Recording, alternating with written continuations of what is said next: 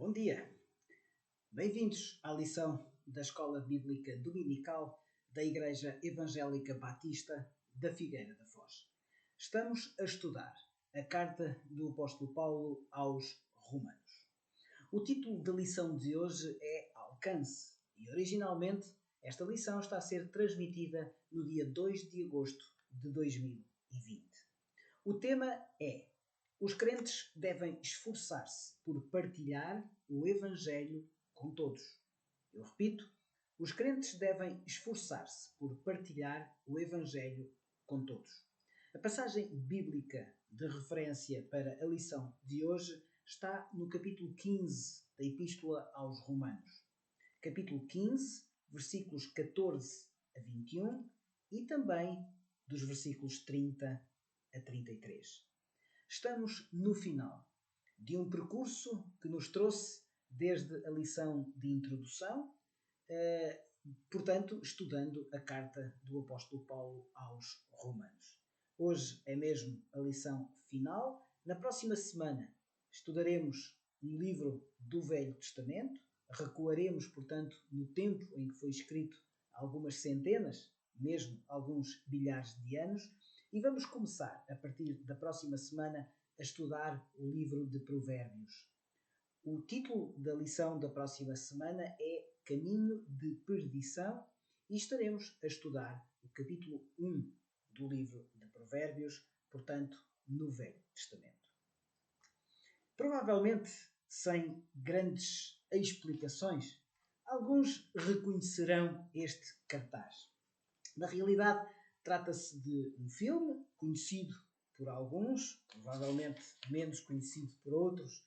O título traduzido para português de Portugal normalmente é Mascarilha.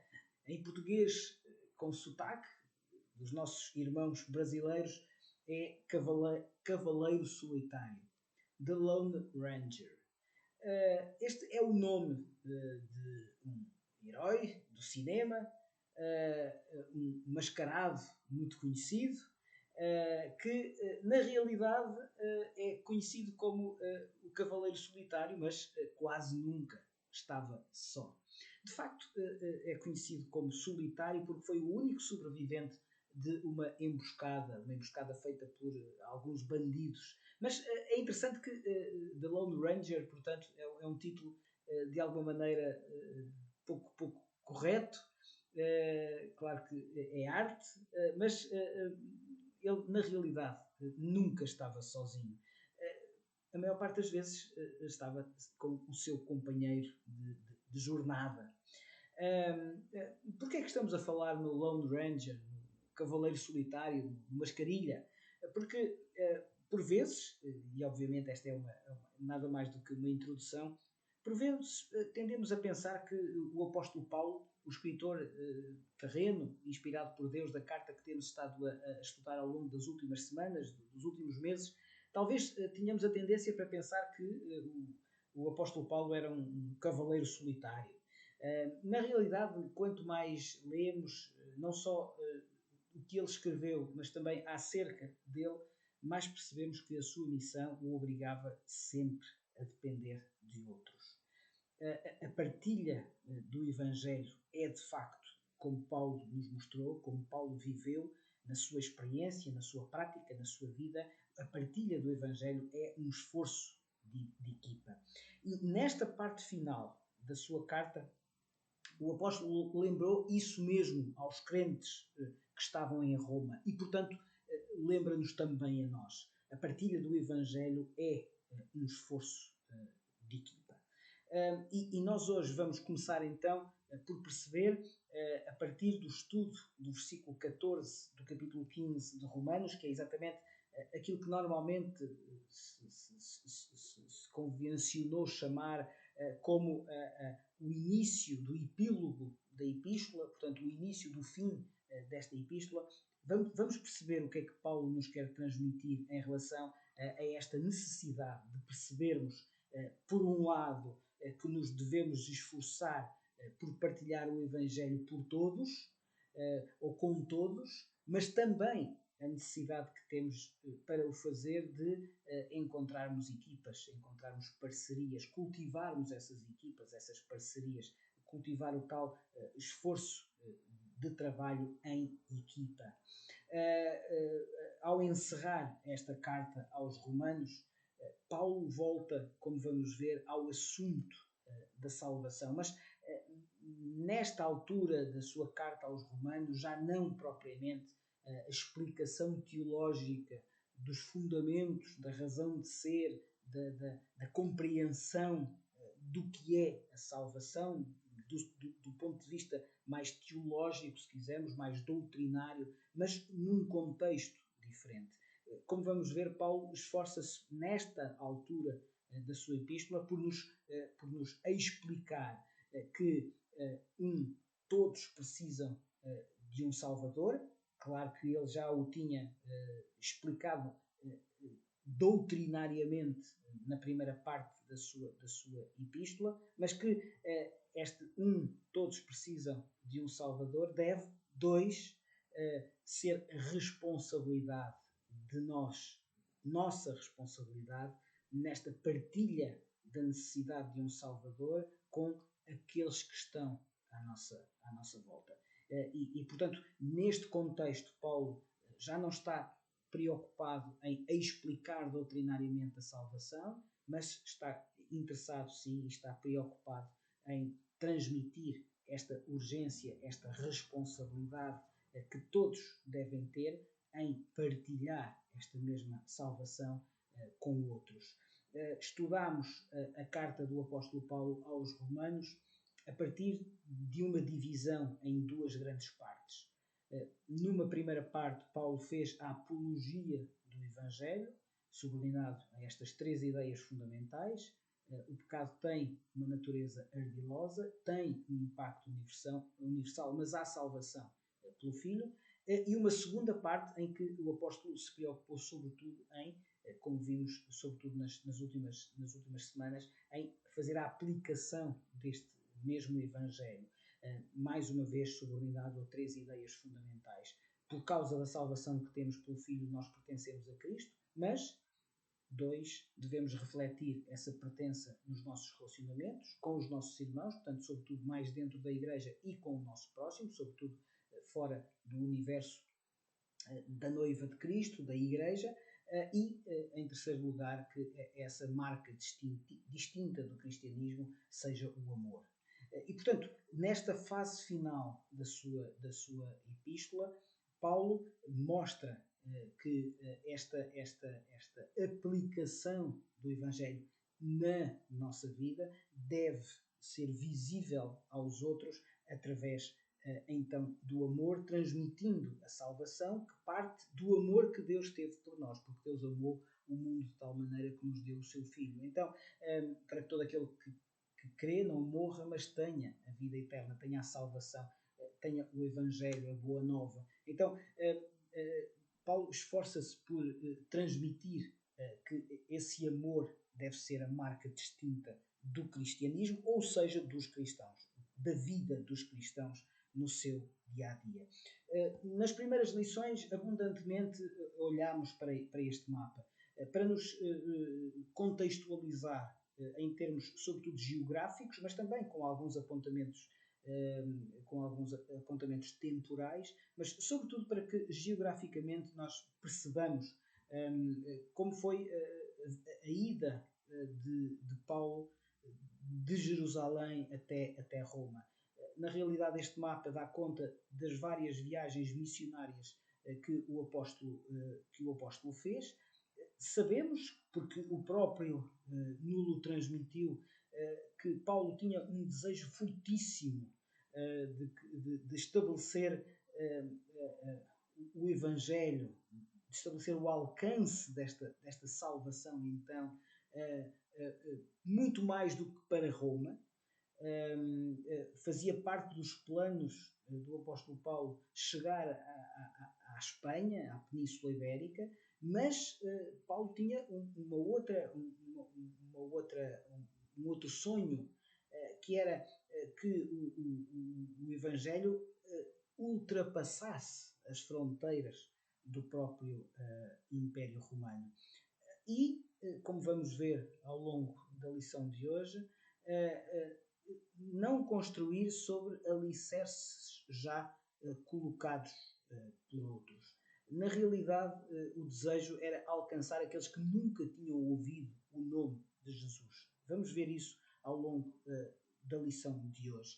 E, na realidade, ao olharmos para a forma como Paulo nos deixa esse desejo, através da sua própria vida, ficamos conscientes desta necessidade, mas também desta urgência em levarmos o Evangelho a outros. Vamos ler o texto. Vamos começar então por ler aos Romanos, capítulo 15, versículos 14, 15 e 16. São estes os primeiros versículos que vamos ler da carta do apóstolo Paulo aos Romanos.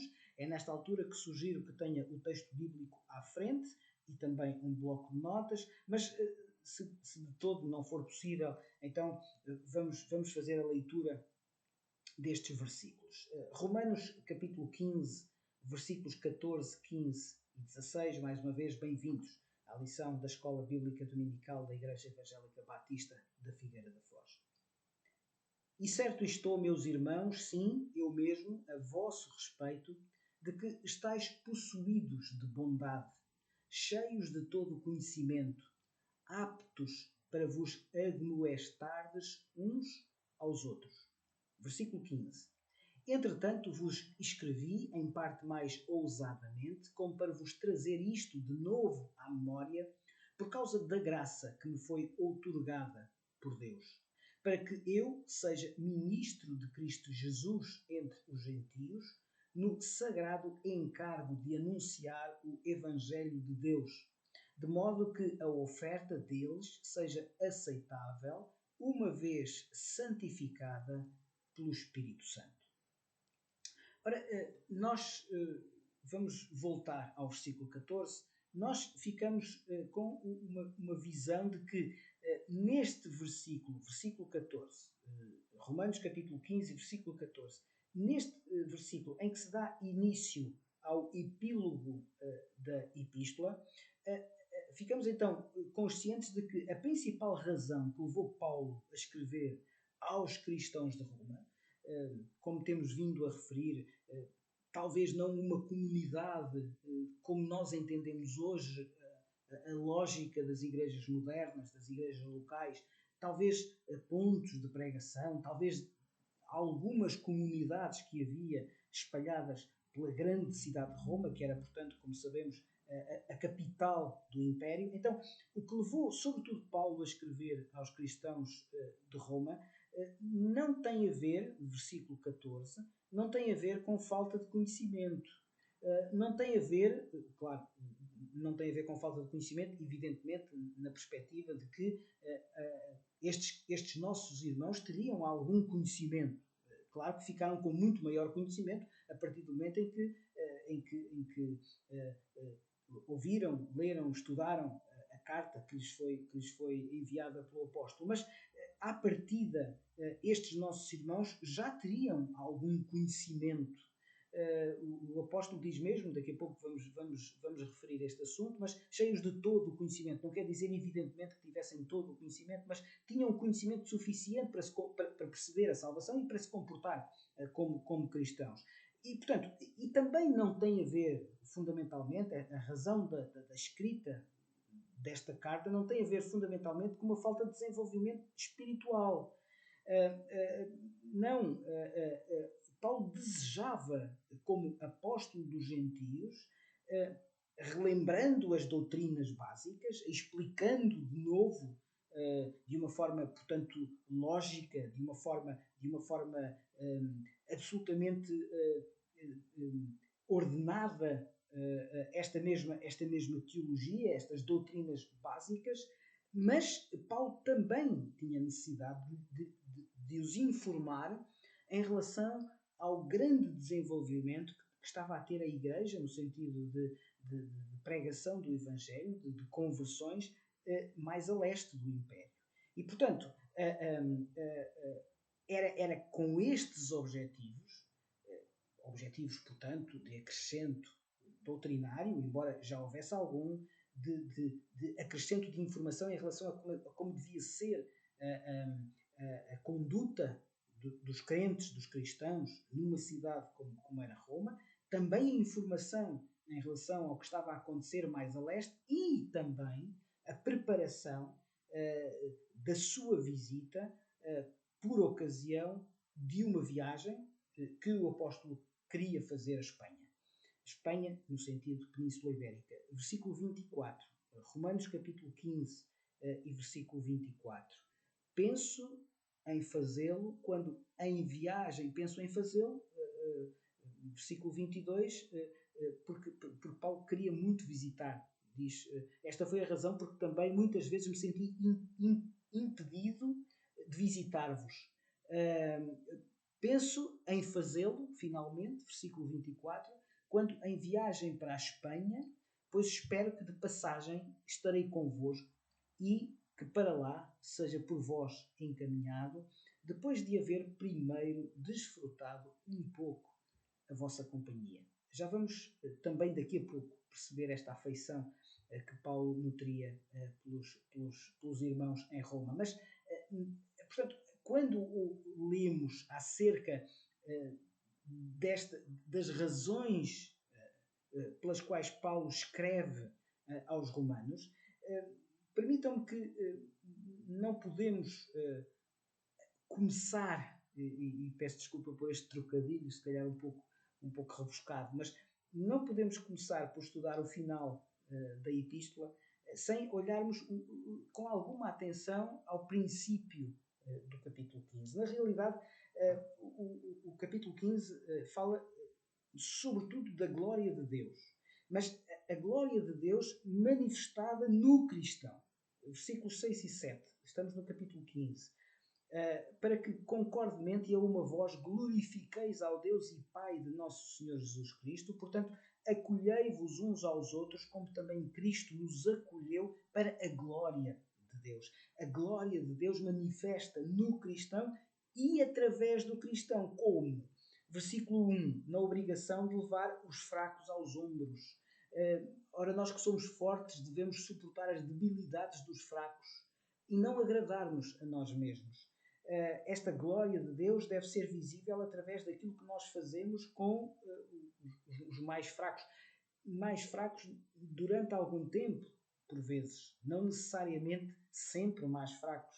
Mas se aqueles que estão melhor ajudarem numa determinada circunstância aqueles que não estão tão bem, quando esses que não estão tão bem depois ficarem bem, provavelmente mais tarde vão acabar por ajudar aqueles por quem foram ajudados. E é isto a glória de Deus manifesta no cristão, na obrigação de nos levarmos uns aos outros aos ombros.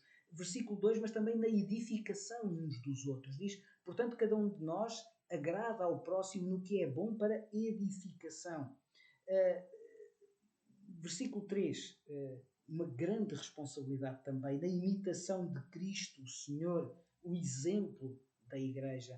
Diz o versículo 3, porque também Cristo não se agradou a si mesmo, antes, como está escrito, as injúrias dos que te ultrajavam caíram sobre mim. Mas também na confirmação da nossa esperança, no sentido de que a nossa solidez esteja baseada nas Escrituras. Versículo 4.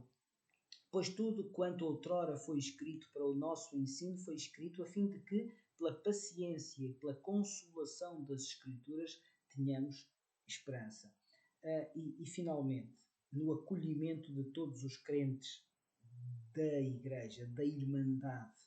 Diz o versículo 7, portanto, acolhei-vos uns aos outros, como também Cristo nos acolheu para, como vimos há pouco, para a glória de Deus. Então, é com este sentido, com esta manifestação da glória de Deus no cristão, através desta forma de conduta, desta forma de atuação, que passamos no versículo 14, então, para a parte final da explicação que Paulo deu aos romanos, primeiro fazendo a apologia então do Evangelho e depois a sua respectiva aplicação. E começamos no versículo 14 por perceber que, uma vez mais, o apóstolo agora está a falar de novo para dentro, sobretudo para dentro da igreja. E começa da melhor forma. Começa por se referir aos romanos como meus irmãos. Não sabemos exatamente qual era a dimensão do conhecimento dos membros destas comunidades de Roma. Alguns teólogos, alguns historiadores apontam para que Paulo conhecesse um universo muito pequeno de pessoas que naquela altura estava em Roma. Um ou outro temos a certeza que conheceria por outras passagens em que os mesmos nomes são referidos, mas o conhecimento real da maioria das pessoas de Roma, certamente Paulo não teria. Não sabemos quantos. Sabemos que ele refere 27 nomes no capítulo 16, na parte final da sua epístola. Não sabemos como Paulo sabia estes nomes. Se de facto os conheceria pessoalmente, se tinha referências destes nossos irmãos, mas o que é facto é que nunca tinha estado em Roma. A grande maioria, certamente, acredito, dos crentes, dos cristãos de Roma, Paulo não conheceria. E não conheceria pessoalmente. É evidente, não é? Então, mas não conhecendo pessoalmente, considerava-os família, meus irmãos. Ora, esta expressão, meus irmãos, dá conta de duas, como vamos ver, de duas bases para justificar este tratamento de Paulo em relação aos romanos. O primeiro é claro, e daqui a pouco vamos contextualizar e vamos desenvolver esta ideia, mas claramente, numa primeira análise, o uso desta expressão meus irmãos tem a ver com afeição, tem a ver com carinho, tem a ver com uma relação que não está baseada no conhecimento pessoal, mas é uma afeição que é solidificada naquilo que Paulo explicou que Deus faz em nós. Nós somos feitos família de Deus. E porquê? Porque por adoção podemos clamar Abba, Pai, Paizinho, Papá. E portanto esta afeição que Paulo tinha pelos romanos sem os conhecer pessoalmente é a primeira leitura que podemos fazer desta consideração como família daqueles nossos irmãos. Mas não podemos ficar por aqui. Para além, como vamos ver, desta forma de tratamento, querer significar afeição, ela significa também o desejo, vamos chamar-lhe um convite à ideia de parceria. Ou seja, Paulo estava, por um lado, a dizer que considera meus irmãos porque vos tenho muito carinho, mas meus irmãos porque em família temos uma missão. E portanto, eu preciso de vós. Eventualmente, eu preciso de vós porque todos precisamos uns dos outros. Vocês também precisam de mim neste sentido. Então, este meus irmãos tem a ver com afeição, mas também tem a ver com um convite à parceria. E se lermos outra vez o versículo 14 de Romanos capítulo 15, nós percebemos como Paulo partilhou algumas palavras que poderemos considerar gentis, que poderemos considerar agradáveis com os nossos irmãos romanos. Talvez não no sentido moderno da palavra elogio, mas se quisermos, uma constatação gentil daquilo que Paulo sentia efetivamente pelos nossos irmãos romanos. Talvez, por vezes, sejamos, e por favor, considerem bem aquilo que eu vou dizer, no sentido, não quero que me interpretem mal, mas por vezes somos demasiado afetados por aquilo que é o capítulo 1 aos Romanos. Ou seja, ficamos talvez com a ideia de que a comunidade ou as comunidades de Roma eram todas elas afetadas por práticas pecaminosas dentro da Igreja. Na realidade, ao longo do texto, ao longo da carta aos Romanos, a recorrente chamada de meus irmãos e de alguma constatação do que efetivamente era a Igreja no seu todo, apesar de haver problemas e eles não serem escondidos. Essa é uma característica muito importante do apóstolo Paulo. Ele não escondia os problemas, não escondia os problemas nas igrejas, não escondia os problemas, às vezes, de relacionamento entre os próprios apóstolos, não escondia os problemas que tinha, por vezes, na manutenção das equipas, das suas próprias equipas missionárias. Portanto, Paulo não escondia os problemas, mas também era capaz de perceber que os problemas não eram o todo. E, portanto, nesta passagem, nós ficamos com um quadro muito mais correto, global, do que Paulo sentia pelos nossos irmãos que estavam em Roma. E caracteriza-os, em termos desta afeição, caracteriza-os de uma forma tripla. O que é que podemos perceber de bom que havia nesta comunidade? Vamos ler de novo o versículo 14. Estou certo, meus irmãos, sim, eu mesmo, a vosso respeito, de que estáis possuídos de bondade, cheios de todo o conhecimento, aptos para vos admoestardes uns aos outros. Ora, nós temos aqui a clara definição de 3 aspectos muito interessantes que Paulo conseguia ver nos nossos irmãos em Roma. Primeiro, de um ponto de vista moral, mostravam bondade. Estais possuídos de bondade. O que é que isto significa? Significa que os nossos irmãos eram moralmente intocáveis, que eram soberbamente retos, que nunca pecavam? Não. A forma como no original a frase está construída dá-nos a entender que os nossos irmãos em Roma sabiam a diferença entre o que era correto e o errado, mas normalmente escolhiam o correto. Ou seja, esta ideia de que estáis possuídos de bondade significa conhecer o certo e o errado e normalmente optar pelo certo. E, eventualmente, a própria Bíblia diz que não há um justo nenhum sequer.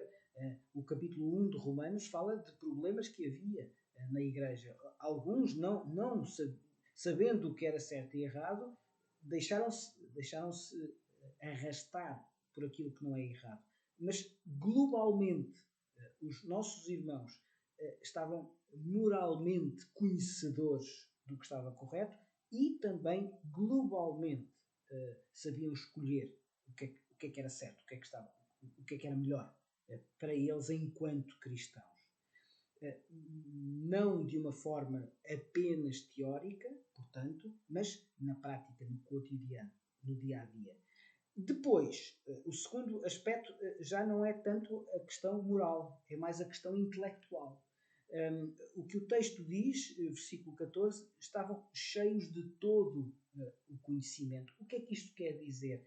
Que não sabemos muito bem como, não sabemos como o cristianismo chegou à cidade de Roma, mas aquilo que sabemos, pelas palavras de Paulo, é que não só tinha chegado, como tinha chegado bem. Ou seja, os ensinamentos que os nossos irmãos tinham recebido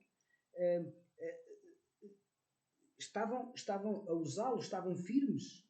Ou seja, se me permitirem, tinham sido bem ensinados e estavam firmes nos ensinamentos. Portanto, o que é que isto significa? Significa que o Evangelho tinha chegado a Roma de uma forma muito pura, quer dizer, que havia correta doutrina que tinha sido transmitida àqueles nossos irmãos.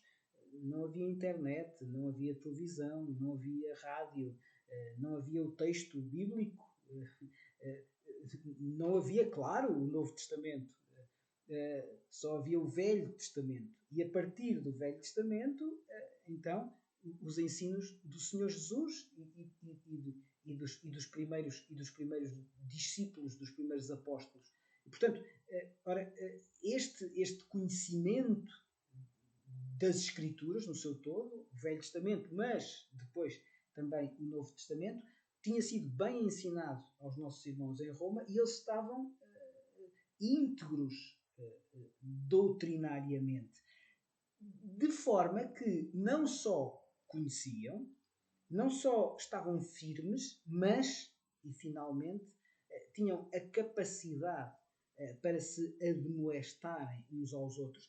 Neste sentido, tinham a capacidade para se irem corrigindo uns aos outros, para mutuamente se encorajarem. Ou seja, podemos dizer que globalmente os nossos irmãos eram capazes de se instruir uns aos outros, de se encorajar, de se responsabilizar mutuamente quando necessário e, portanto, podemos dizer que globalmente eram firmes seguidores da palavra, eram firmes seguidores do Senhor Jesus. Mas, versículo 15, entretanto, apesar disto, há uma continuação. E vamos ler de novo, sobretudo, os versículos 15 e 16. Entretanto, mas vos escrevi, em parte mais ousadamente, como para vos trazer isto de novo à memória, por causa da graça que me foi outorgada por Deus, para que eu seja ministro de Cristo Jesus entre os gentios, no sagrado encargo de anunciar o Evangelho de Deus, de modo que a oferta deles seja aceitável, uma vez santificada pelo Espírito Santo. Ou seja, permitam-me dizer por palavras nossas hoje, atenção, que apesar de eu saber que vocês moralmente são sérios, intelectualmente honestos, doutrinariamente corretos, apesar disso, ainda têm muito que aprender. Ninguém é espiritualmente perfeito. Antes, pelo contrário, quem está de pé, cuidado, o óleo não caia. Ou seja, todos temos, eles e nós, nossos irmãos em Roma, o apóstolo Paulo e nós, todos temos como potencial tornarmos cada dia mais como Cristo foi. E, portanto, foi para isto que Paulo também escreveu, para preencher algumas lacunas, para relembrar ou lembrar algumas coisas necessárias. E, por isso mesmo, Paulo tem o cuidado, por um lado, e em primeiro lugar, de dizer em parte mais ousadamente, diz o versículo 15. E porquê? Talvez porque Paulo sabia que esta igreja não tinha sido plantada, não tinha sido iniciada por ele. E, portanto, como que pedindo alguma desculpa por uma eventual ousadia a quem implantou a igreja, ou as igrejas, as comunidades, que eventualmente estaria ainda lá. Portanto, talvez por isso mesmo, em parte mais ousadamente, mas também percebendo que a graça de Deus, ou seja, esta dádiva imerecida que tinha sido recebida por Cristo, ordenava, tornava obrigatório que Paulo fosse o mais claro possível acerca destes assuntos.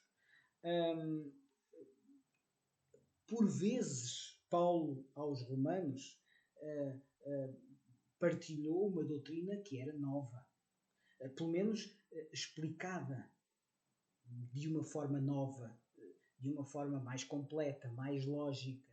É verdade, isto é verdade. Por outro lado, também é verdade que, em alguns aspectos, muito do que Paulo disse era recordar verdades importantes que eventualmente por alguns estivessem a ser menorizadas ou até mesmo esquecidas. Mas, versículos 15 e 16, percebemos que tudo isto, quer as doutrinas novas, quer aquelas que Paulo estava a recordar ou a solidificar ou a tornar de novo importantes na vida, portanto, no conhecimento e na vida dos nossos irmãos em Roma, era uma aproximação ao Senhor. É necessário, e Paulo constantemente refere esta ideia, há uma necessidade que devia ser intrínseca em cada um de nós, de uma constante maior aproximação ao Senhor,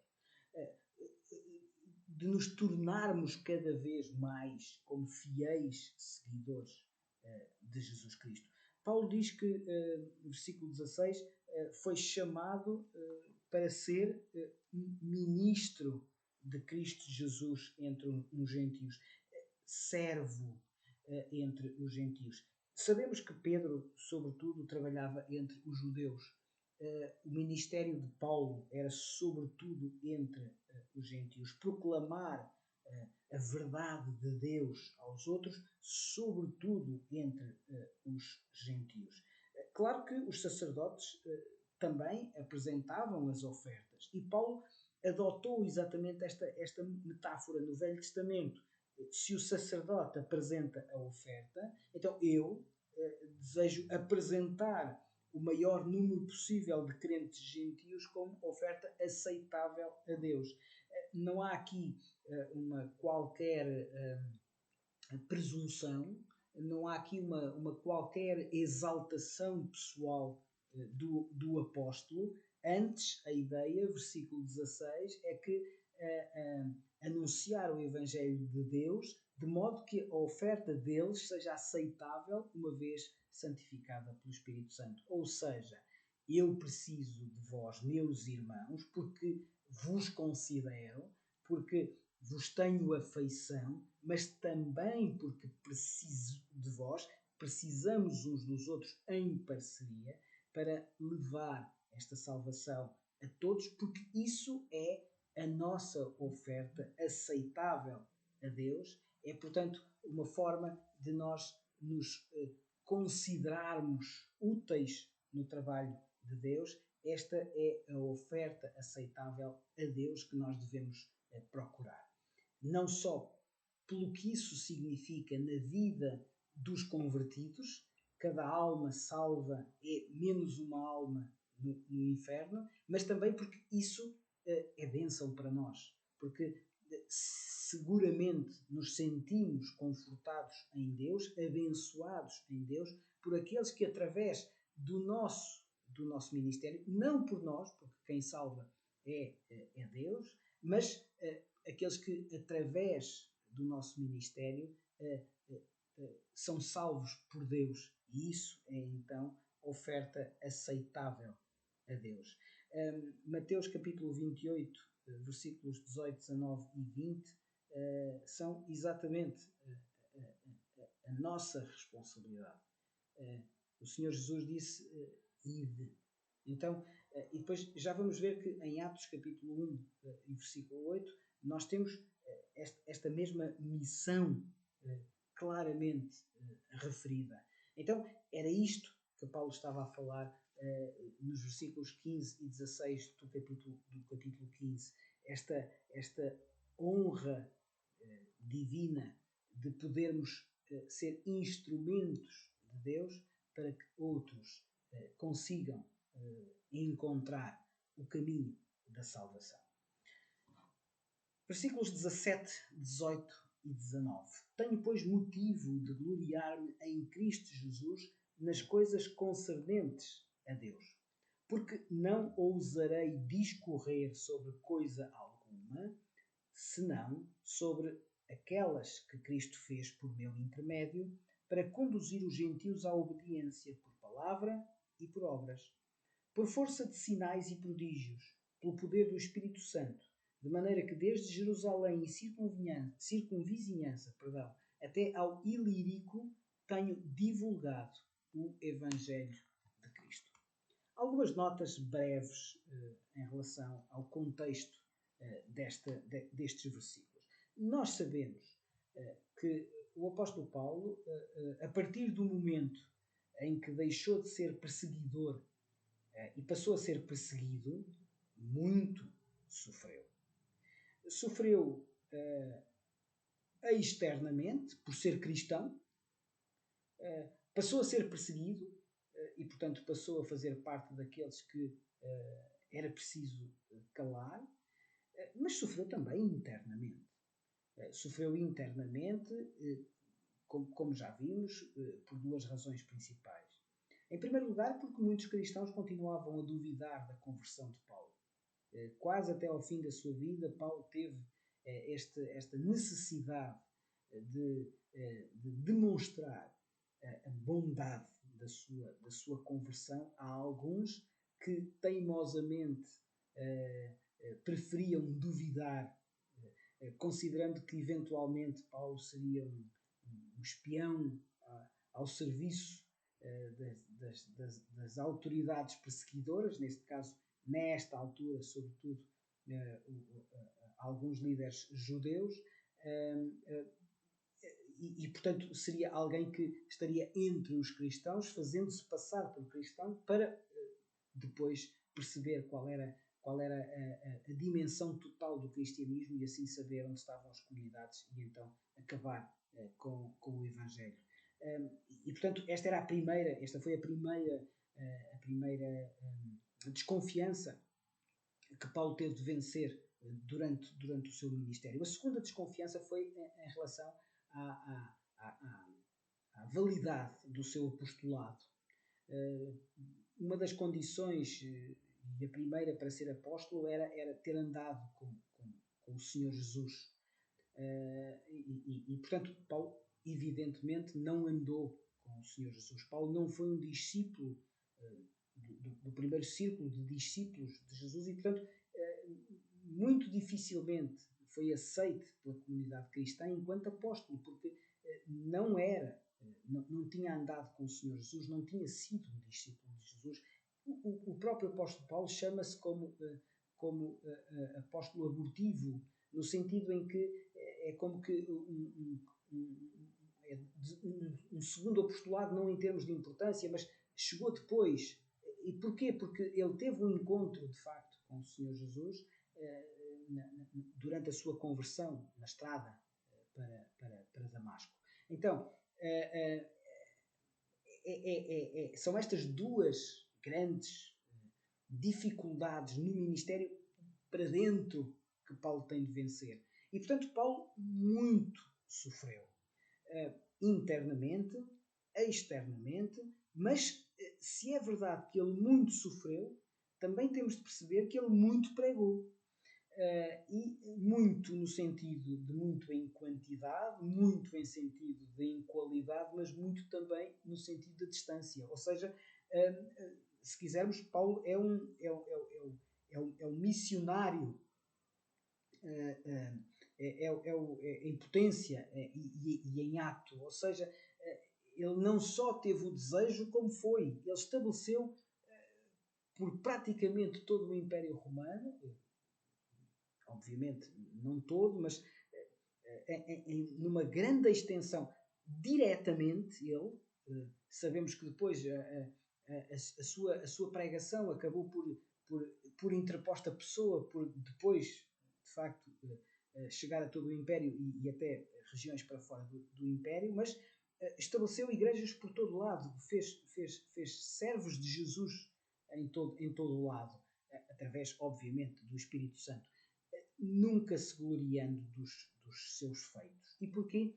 Porque estava ocupado a gloriar-se em Jesus. Esta é uma imagem que já usei, penso que 2 ou 3 vezes, que é a imagem do dedo que nos aponta uma bela paisagem. E muitas vezes nós ficamos a observar o dedo. A bela paisagem fica em segundo plano. De alguma maneira, era isso que o apóstolo Paulo nos estava a transmitir nesta passagem. Eu tenho muitas razões para me gloriar em Cristo, porque eu sei muito bem que eu próprio não tenho qualquer poder. Então, tudo o que eu faço é para Deus, é para o reino de Deus. E é feito, de facto, por mim, mas por Cristo. E eu quero que vós, romanos, saibam que, ao estar comigo, estão, sobretudo, com o Senhor. Não é por mim. Eu faço o trabalho de Deus. Eu não estou aqui para cumprir uma agenda própria. Não olhem para o dedo, olhem para a paisagem. Não olhem para mim, olhem para o Senhor Jesus. Ora, 2000 anos mais tarde, ao reconhecermos o impacto que a vida, que o ministério de Paulo tiveram, nós percebemos de facto aquilo que o apóstolo está a querer transmitir. Esta humildade, esta profunda compreensão do que é a vida cristã, leva a que Paulo considere insensato gloriar-se a ele, porque de facto aquilo que é visível através dele é feito por Jesus. Quando o apóstolo está aqui a dizer que desde Jerusalém até ao Ilírico não sabemos exatamente o que é o Ilírico, provavelmente regiões hoje na Europa que correspondem talvez àquilo que é a Eslováquia, talvez, portanto, centro-leste da Europa, mas sem nos atermos à correta localização geográfica, era uma grande extensão de território. Então, desde Jerusalém e arredores até ao Ilírico, eu tenho proclamado plenamente o Evangelho de Cristo. Então, esta ideia de que nós não pregamos, nós não anunciamos mais nada que não seja o ministério de Cristo. E, portanto, é esta mensagem que é importante levar. Não vamos olhar para o dedo. Não vamos considerar-nos. Não vamos honrar-nos. Vamos apontar para aquilo que é importante, para a bela paisagem que é a obra de Jesus Cristo, a obra de Deus, a salvação que é proposta constantemente por Deus ainda hoje a todos aqueles que o quiserem aceitar. Vamos avançar, estamos a aproximar do fim, versículos 20 e 21.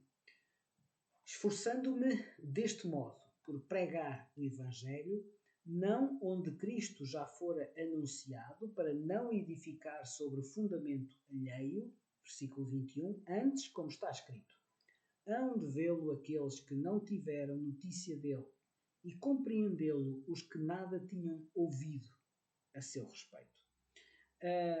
Não podemos deixar de considerar uma passagem que certamente estará na nossa mente. Atos capítulo 1 e versículo 8. Mas receberão o poder quando esta é uma tradução talvez mais livre do que aquelas que normalmente nós lemos, mas obviamente o texto é sagrado. Mas receberão poder quando o Espírito Santo descer sobre vós, ou sobre vocês, e serão minhas testemunhas em Jerusalém, em toda a Judeia e Samaria, e até aos confins da terra. De facto, em Atos capítulo 1, versículo 8, Jesus delineou o avanço do Evangelho desde Jerusalém até aos confins da terra. Aqui há um reconhecimento claro de que Paulo, aqui em Paulo, agora voltamos aos versículos 20 e 21, capítulo 15 de Romanos, Paulo reconhece claramente que Deus o estava a usar para cumprir esta missão. Qual era o objetivo? Evangelizar onde Cristo ainda não tinha sido anunciado. De uma forma esquemática, podemos então perceber que desde Jerusalém, portanto, onde Jesus então terminou o seu ministério terreno, era necessário que descesse o Espírito, o poder, e então os cristãos fossem testemunhas em Jerusalém, mas depois continuamente alargando a progressão desta mesma mensagem pela Judeia, por Samaria, e vamos vendo então que o anel se vai alargando, o anel de influência, e depois há aquilo que podemos chamar o mundo, os confins da Terra. Era esta lógica de mundo que motivava o apóstolo Paulo. Esta é a motivação para a pregação do Evangelho. Mas não é só motivação, é também urgência. Vamos ler de novo o versículo 20. Esforçando-me deste modo por pregar o Evangelho, não onde Cristo já fora anunciado, para não edificar sobre fundamento alheio, antes, como está escrito, hão de vê-lo aqueles que não tiveram notícia dele e compreendê-lo os que nada tinham ouvido a seu respeito. Nesta citação, nós temos aqui duas ideias que eu gostava de considerar. Primeiro, há aqui uma clara noção de estratégia. Não é o objetivo desta lição agora estar com questões mais viradas para a estratégia de cada igreja, mas qualquer igreja tem de ter uma estratégia.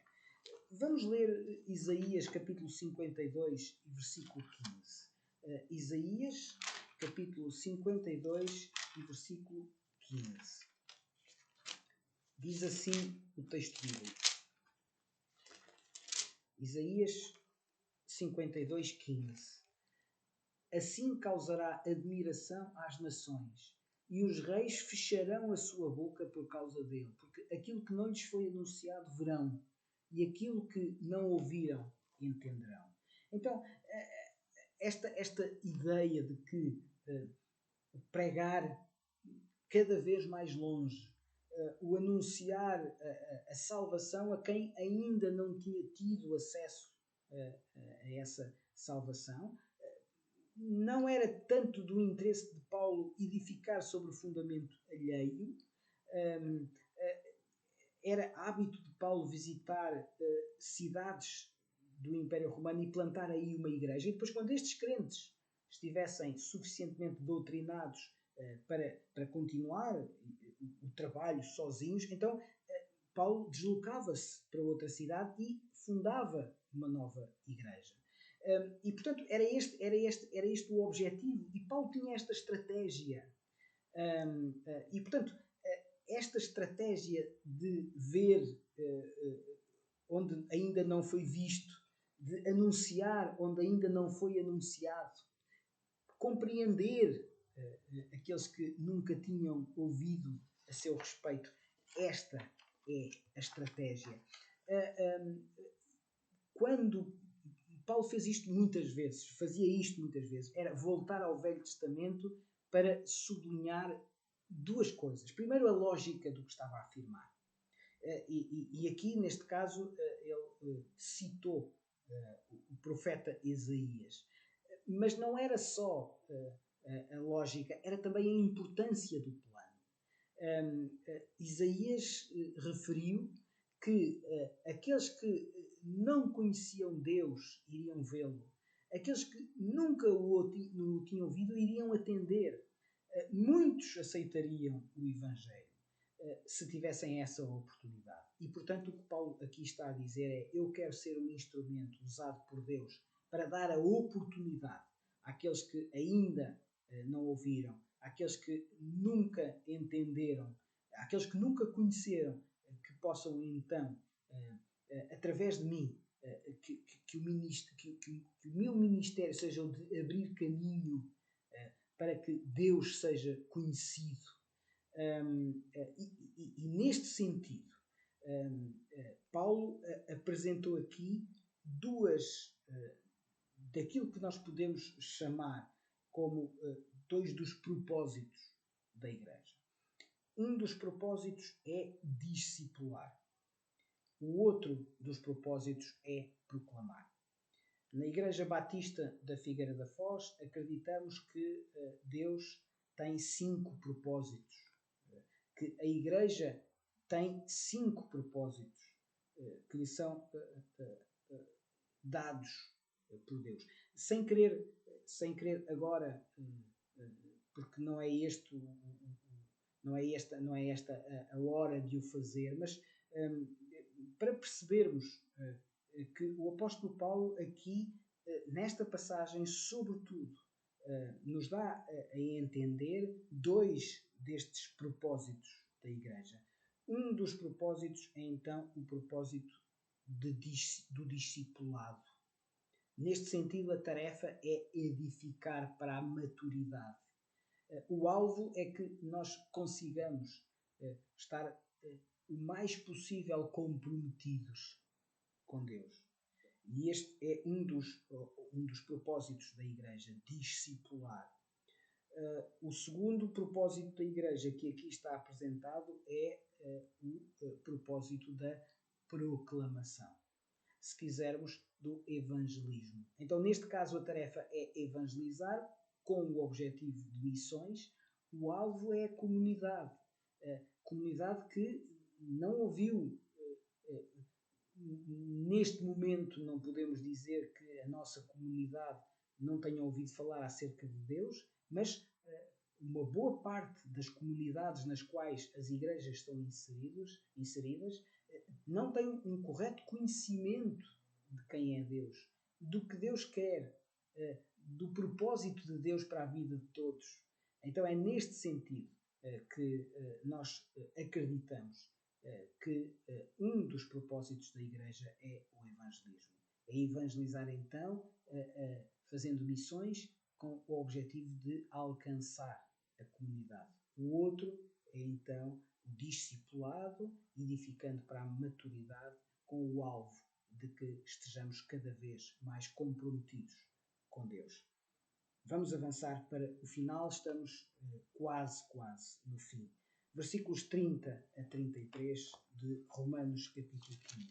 Diz assim o texto bíblico: Rogo-vos, pois, irmãos, por nosso Senhor Jesus Cristo, e também pelo amor do Espírito, que luteis juntamente comigo nas orações a Deus a meu favor, para que eu me veja livre dos rebeldes que vivem na Judeia, e que este meu serviço em Jerusalém seja bem aceito pelos santos, a fim de que, ao visitar-vos pela vontade de Deus, chegue à vossa presença com alegria e possa recriar-me convosco, e o Deus da paz seja com todos vós.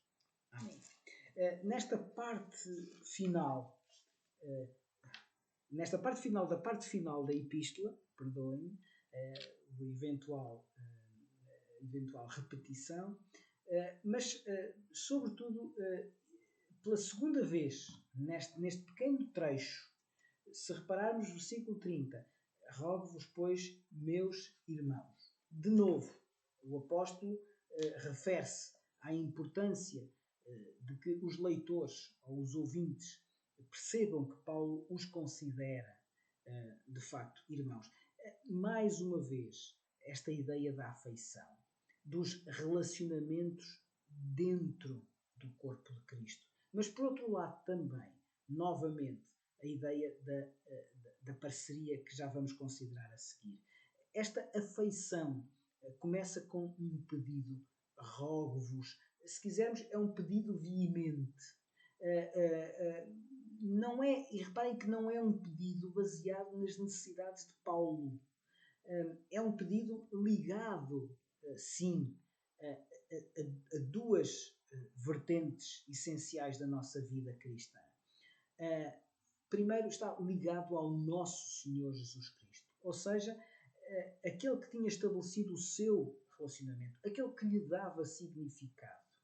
Mas, em segundo lugar, ao amor do Espírito. O que é que isto quer dizer? O profundo amor que deve haver uns pelos outros, porque foi o Espírito que concedeu aos crentes e, portanto, é esta ligação ao nosso Senhor Jesus Cristo e este amor do Espírito, o amor uns pelos outros, que deve motivar aqui, motivar a ajuda financeira. Poderia ser, mas não é. Paulo não pede ajuda financeira. Paulo pede orações. De que forma? Que luteis comigo nas vossas orações. Ora, é esta parceria que é importante. Por um lado, a afeição, meus irmãos, mas por outro lado, a necessidade que eu tenho que orem por mim, que lutem comigo através das vossas orações. Os teólogos dizem que a expressão que Paulo aqui usa é a ideia da luta atlética intensa, o esforço, o trabalho que é preciso por cada atleta numa equipa. E, portanto, tem de haver um esforço pessoal de cada atleta, mas a equipa tem de estar bem coordenada, porque se não houver coordenação na equipa, então não vão conseguir enfrentar com sucesso os desafios. Neste caso, os tempos difíceis que Paulo sabia que iriam estar à frente dele próprio e dos nossos irmãos. E, portanto, é preciso cooperação, parceria, através, neste caso, das orações. E Paulo pede que os cristãos em Roma orem especificamente por 3 desafios que Paulo já sabia que ia enfrentar. O primeiro desafio podemos chamar que é um desafio da segurança, ou seja, livre dos rebeldes, diz o versículo 31, não é? Exatamente, versículo 31, para que eu me veja livre dos rebeldes que vivem na Judeia. Então, a primeira oração que Paulo quer que os nossos irmãos em Roma tenham por ele é uma oração por segurança. Muitos judeus consideravam Paulo um traidor à sua fé e por vezes Paulo esteve em risco de vida e, portanto, era preciso assegurar através da oração que o apóstolo estivesse em segurança. O segundo pedido específico é aquilo que podemos chamar aceitação. Paulo pediu orações para que a oferta financeira, que evidentemente é necessária, dada pelos crentes gentios para os cristãos da Judeia, e da qual Paulo, era portador. Imaginem o que era nesta altura viajar com uma quantidade de moedas certamente considerável, mas que essa oferta chegasse, portanto, em segurança, mas que fosse aceitável aos santos. Ou seja, que não houvesse mal entendidos com aquela ajuda financeira. Questões que podiam ser levantadas, preocupações numa comunidade da sua maioria judaica. Portanto, orem para que esta oferta da qual eu sou portador, em primeiro lugar, chegue em segurança, mas que seja corretamente interpretada, que seja bem aceita. Em terceiro lugar, ora para que Paulo os visite novamente. Novamente não, neste caso, para que Paulo os visite. Ele estava a escrever aos Romanos sem nunca lá ter estado. Então, para que eu vos visite pessoalmente em breve. Não é novamente, é em breve. Então, por várias razões, Paulo tinha sido impedido, como ele diz, de chegar a Roma. Portanto, orem especificamente por mim. É muito curioso, e estamos mesmo no final da nossa lição de hoje e do estudo da carta aos Romanos, mas é muito curioso que as orações de Paulo foram respondidas. Em alguns casos, não necessariamente como Paulo pensaria, mas vamos ler 3 passagens que nos mostram que as orações de Paulo foram correspondidas. A primeira passagem que gostaria que considerássemos, muito rapidamente, está em Atos. Aliás, todas as 3 passagens estão no livro de Atos, mas Atos capítulo 21. Atos capítulo 21, dos versículos 17 a 20. Atos do Espírito Santo, capítulo 21, versículo 17. Tendo nós chegado a Jerusalém, os irmãos nos receberam com alegria. No dia seguinte, Paulo foi connosco encontrar-se com Tiago, e todos os presbíteros se reuniram. E tendo-os saudado, contou minuciosamente o que Deus fizera entre os gentios por seu ministério. Ouvindo, deram eles glória a Deus e lhe disseram: Bem vês, irmão, quantas dezenas de milhares há entre os judeus que creram, e todos são zelosos da lei. Então, vemos aqui que aquele segundo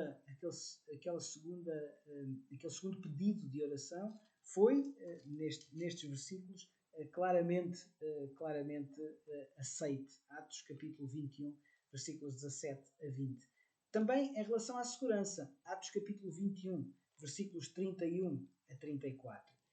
Um pouco mais à frente, Atos capítulo 21, versículos 31 a 34. Procurando eles matá-lo, chegou ao conhecimento do comandante da força que toda a Jerusalém estava amotinada. Então este, levando logo soldados e centuriões, correu para o meio do povo. Ao verem chegar o comandante, os soldados cessaram de espancar Paulo. E podíamos continuar. Esta segurança, como vemos, não é total. Ainda começaram a espancá-lo. Não seria certamente nada agradável. Mas, pelo menos, Paulo conseguiu que a sua vida não corresse perigo. E, portanto, o segundo pedido de oração foi concretizado, apesar de ter começado a ser espancado. E, finalmente, ainda em Atos, mas vamos um pouco mais à frente, Atos capítulo 25. Não vamos ler todos os versículos, mas é só para percebermos que Paulo, de facto, chega a Roma, não necessariamente na situação em que ele esperava, ou seja, de livre vontade, no tempo que ele quisesse, não. Então Festo, querendo assegurar o apoio dos judeus, respondeu a Paulo: Queres tu subir a Jerusalém e ser ali julgado por mim a respeito destas coisas? E Paulo diz, então, versículo 11, ninguém, para lhe ser agradável, pode entregar-me a eles. Apelo para César. Ou seja, apelo para que vá a Roma. Atos capítulo 28, versículos 11 a 31, mostra-nos como Paulo, efetivamente, depois, mais tarde, chega a Roma. Então, estes pedidos de oração foram concretizados por Deus, o Deus da paz, versículo 33. Agora, se voltarmos muito rapidamente, mas vamos voltar a Romanos capítulo 15, versículo 33, e o Deus da paz. E era exatamente desta forma que eu gostava de terminar este estudo humilde, honesto, certamente imperfeito, mas que nos trouxe desde o capítulo 1 de Romanos, e gostaria de terminar exatamente desta forma.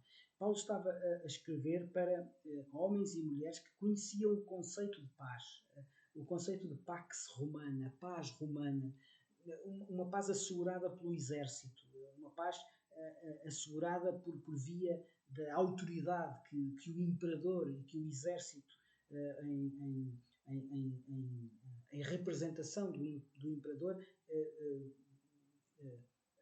concedia aos cidadãos romanos, a pax romana. Ora, Paulo acaba a sua epístola aos romanos convidando estes mesmos nossos irmãos a experimentar a presença constante do Deus da paz.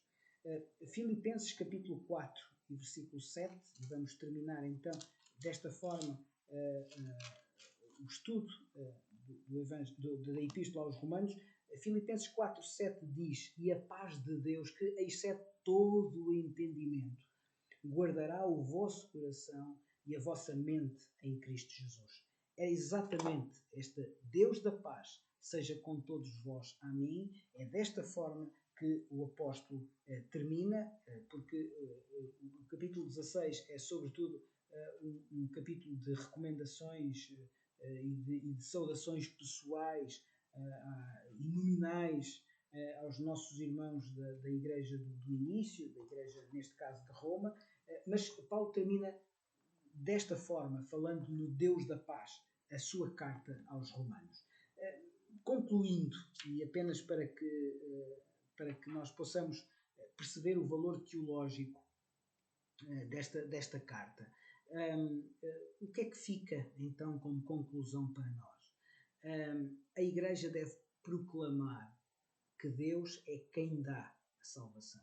É Deus que é a dádiva da justiça e que todos podem aceder.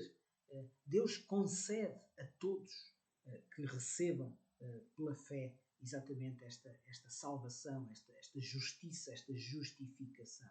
E, portanto, é neste sentido que a Igreja não deve incentivar uma fé separada da fidelidade.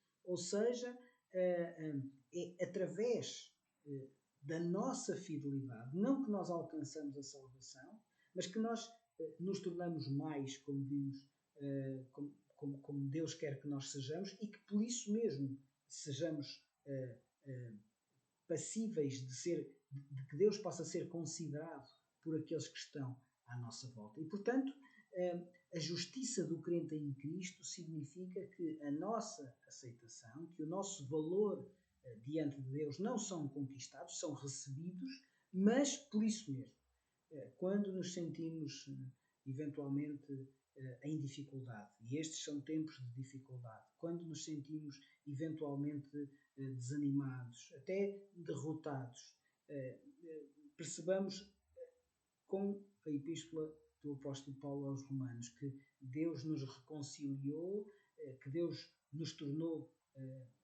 seus filhos, que Deus nos deu valor, que Deus nos deu significado, não por aquilo que nós somos, mas por aquilo que o Senhor Jesus é, e nada nos poderá separar. Romanos capítulo 8, nada nos poderá separar do amor de Cristo. Então, que nós possamos, através do amor uns pelos outros, vivermos aquilo que Deus quer que nós sejamos, para que esse mesmo Deus seja conhecido por todos aqueles que estão à nossa volta. E este é o Deus da paz. Fica a pergunta para esta semana.